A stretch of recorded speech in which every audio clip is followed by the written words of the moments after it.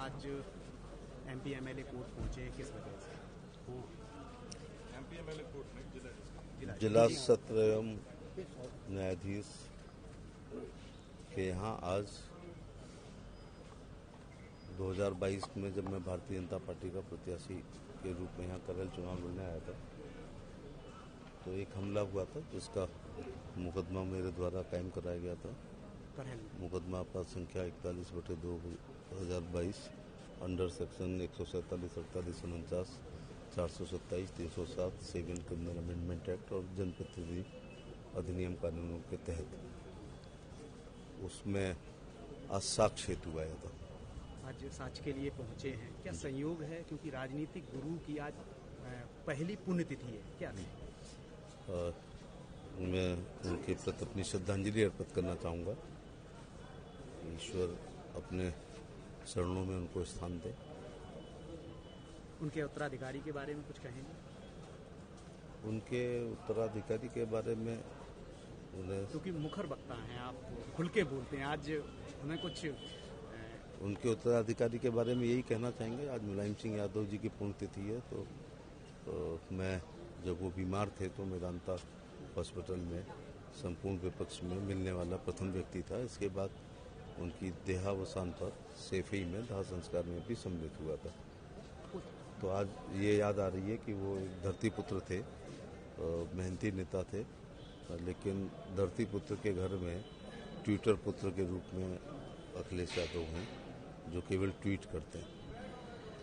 मंत्री जी, सत्ता आपकी केंद्र में, प्रदेश में, जो केंद्रीय एजेंसियां हैं, ऐसा आरोप है कि आप जो विपक्ष के लोग हैं उनकी आवाज़ दबाने के लिए ऐसी एजेंसियों का दुरुपयोग कर रहे हैं। चाहे संजय सिंह का मामला हो, चाहे पश्चिम बंगाल में ईडी का छापा पड़ रहा हो, कभी बीजेपी नेताओं पे नहीं पड़ता है।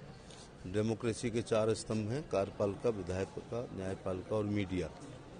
अब इससे ज़्यादा आपको प्रत्यक्ष क्या उदाहरण दूं कि अगर जुडिशरी अपने आप में एक पिलर है, स्वतंत्र एवं निष्पक्ष संवैधानिक संस्था है, मैं भी आज एक आम आदमी की तरह वहाँ पर खड़े होकर के कटघरे में और अपने साक्ष्य को अंकित कराया हूँ। इस देश के संविधान के आगे सभी लोग बराबर हैं। जहाँ तक ईडी और सीबीआई की बात है, ये संवैधानिक संस्थाएं हैं। सरकारें आएंगी, सरकारें जाएंगी, लेकिन जब तक भारत का संविधान हमेशा रहेगा और ये संस्थाएं संविधान के अनुसार चलती हैं, सीआरपीसी, आईपीसी, पुलिस रेगुलेशन, कानूनों के अनुसार चलती हैं। ये किसी के कहने पर नहीं चलती हैं और ये संस्थाएं हमेशा सशक्त और मजबूत रहनी चाहिए और उनको अपने अनुसार काम करना चाहिए, गुण और दोष के आधार पर। संवैधानिक बात की है आपने, लेकिन वो तो ब्रिटिश काल के कानून के बारे में आप कहते हैं 2023 में नया लेकर आए, कौन सा सही माना है? देश काल और परिस्थितियों के अनुसार भारत के संविधान में भी संशोधन हुए हैं।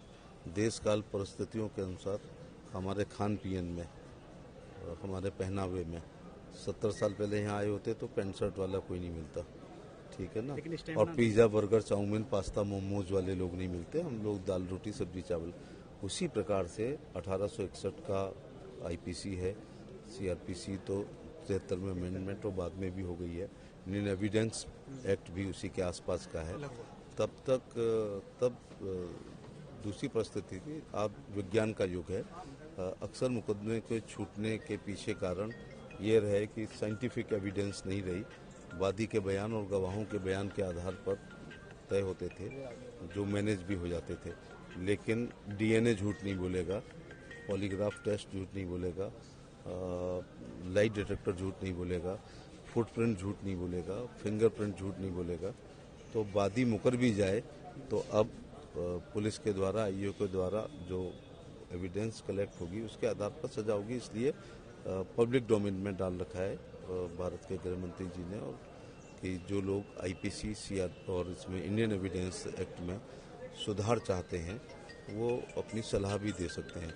तो ये तो ब्रिटानिया हुकूमत ने अपने अनुसार राज करने के लिए आईपीसी और एक्ट बनाए थे। मुझे खुशी है कि मैं लॉ एंड जस्टिस में कुछ साल काम किया हूँ प्रधानमंत्री जी का आभार प्रकट करना चाहूँगा कि 1400 से ऊपर ऐसे तमाम कानून जो हमारे लिए बोझ थे, अननेसेसरी थे, इररिलेवेंट थे, उनको समाप्त करने का काम किया। मोदी, ये आखिरी सवाल, कल चुनाव आयोग ने 5 राज्यों की घोषणा कर दी है, क्या स्थिति रहेगी? क्या धड़कनें बढ़ी हुई हैं? केंद्र सरकार की कल्याणकारी योजनाओं को लेकर, मोदी जी के व्यक्तित्व और कर्तृत्व को लेकर, जिन राज्यों में हमारी सरकार है, राज्य सरकार के लेकर के, खासतौर से गरीब कल्याणकारी योजनाओं को लेकर, और बूथ अध्यक्ष से राष्ट्रीय अध्यक्ष परिश्रम की पराकाष्ठा से जो पसीना बहाया है, या सेवा ही संगठन के तर्ज पर पेंडेमिक पीरियड से लेकर आज तक भारतीय जनता पार्टी लगातार काम कर रही है।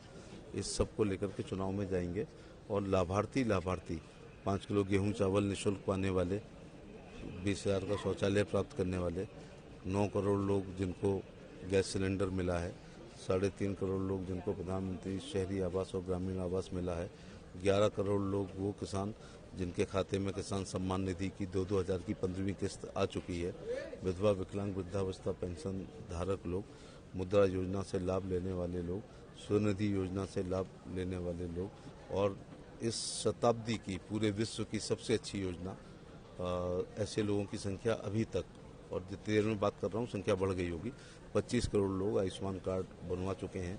तो इनको 5 लाख प्रति व्यक्ति प्रति साल पूरे परिवार का इलाज, ये सब लोग मिलकर के भारतीय जनता पार्टी के पक्ष में वोट डालेंगे। क्योंकि जनता से बात करने पर, मैं मध्य प्रदेश का दौरा परसों मुरैना में था, 4 दिन पहले भिंड में था, तो वो कह रहे हैं हम कालिदास नहीं हैं कि जिस डाल पे हम बैठे हैं उस डाल को काट दें। जब हमारे पास 2000 की, एक ने तो मुझसे ये कहा